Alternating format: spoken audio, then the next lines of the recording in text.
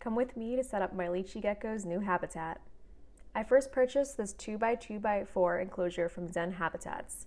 In my opinion, they're great quality and cost-effective for all that you're getting. You do have to set it up yourself, but that's the case with most enclosures this size.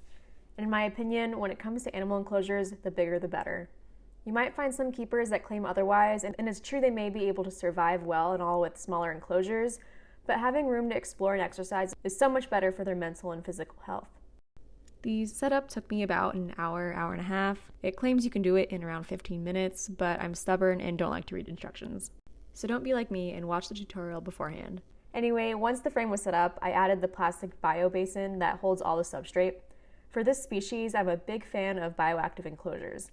This means having soil with living plants and a cleanup crew made up of springtails and isopods that help regulate the ecosystem. I added quite a few pieces of cork bark and climbing branches.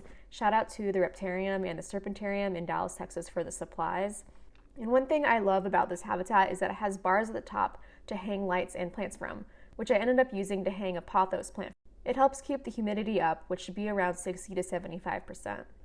You can check out my other video on Leachianus Gecko care, but these guys also need a temperature gradient from around 73 to 80 degrees Fahrenheit. I'm also using a SureSun UVB light from Vivtech, one of my favorite reptile companies. Be sure to follow them for some really cool advances in reptile lighting and technology. Unlike other UVB bulbs that only produce UV light for 6 months, these are known to last 4 years.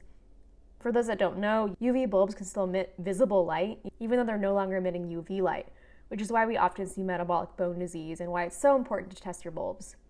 Although Leachianus geckos can survive without UV light, it's still thought to be beneficial, and I only want the best for my reptiles. And this is my Leachy Gecko enjoying her new home. Thanks for watching, and let me know what you think in the comments.